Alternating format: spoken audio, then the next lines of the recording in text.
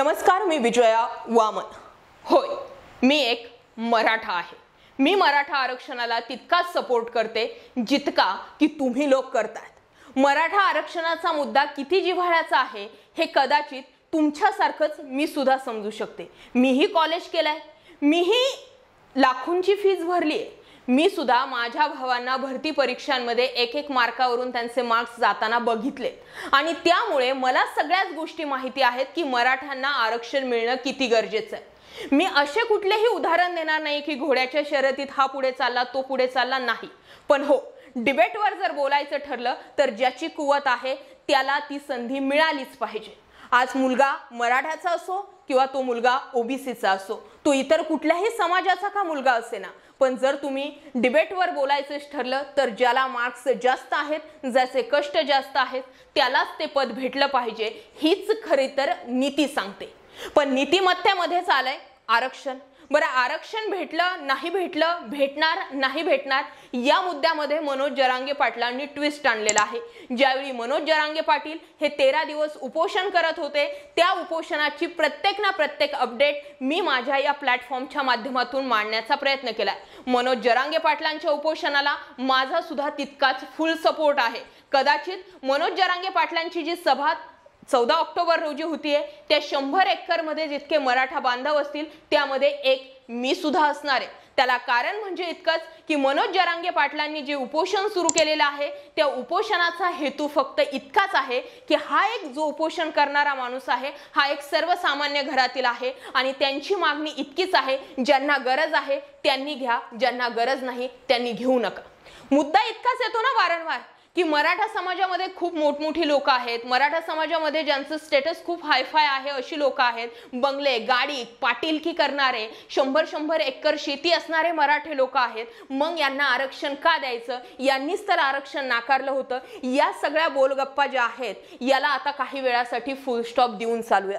म्हणून मला मनोज जरांगे पाटलांचं एक वक्तव्य जे होतं ते महत्त्वपूर्ण वाटलं की ज्याला गरज आहे त्यांनीच ते कुणबी प्रमाणपत्र घ्या, ज्यांना नाही त्यांना घेऊ नका.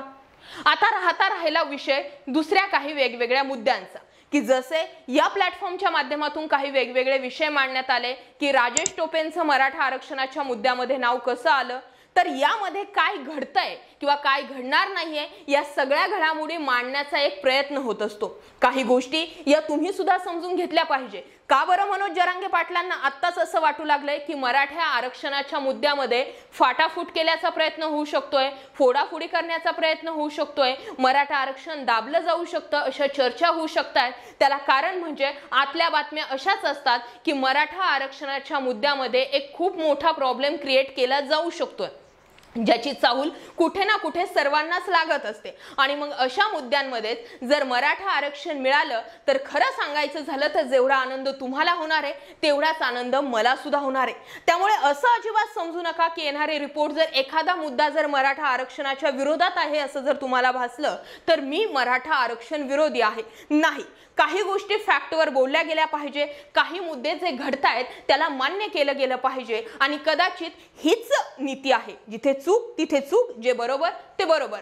मनोज जरांगे पाटील मराठा नेता म्हणून पुढे येत आहे. मनोज जरांगे पाटील भविष्यात राजकारणात जाऊ शकतात, राजकारणामध्ये जाऊन ते त्यांची पोळी भाजवतील अशा ज्यावेळी चर्चा आल्या त्यानंतर सुद्धा त्यांनीच दुसऱ्या दिवशी येऊन माध्यमांसमोर सांगितलं की काही जरी झालं तरी जातीसोबत गद्दारी नाही, मी कधीही राजकारणाकडे वळणार नाही. हे स्वतः स्टेटमेंट मनोज जरांगे पाटलांनी दिलं आणि त्यानंतर पुन्हा एकदा मराठा समाज तितक्याच खंबीरपणे त्यांच्या मागे उभा राहिला.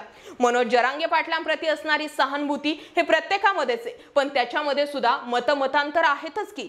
समजा एक कुणाचंही एक मत असलं तरी तेच मत दुसऱ्याचं असेल असं असू शकत नाही. पण जर मुद्दा फक्त मराठा आरक्षणाचा असेल तर यस, मी मराठा आरक्षणाला तितकाच सपोर्ट करते. माझ्या प्लॅटफॉर्मच्या माध्यमातून मला जितका विषय मराठा आरक्षणाच्या बाबतीत मांडता येईल तितका मांडण्याचा मी पुरेपूर प्रयत्न करत आहे आणि करत राहणार आहे. कदाचित तुम्हाला माहिती नसेल पण ज्यावेळी कोपर्डीमध्ये म्हणजे अहमदनगरमधून मराठा समाजाने मोर्चा काढला होता, जो पहिला मोर्चा होता, त्या मोर्चामध्ये मी सुद्धा सहभागी झालेले होते.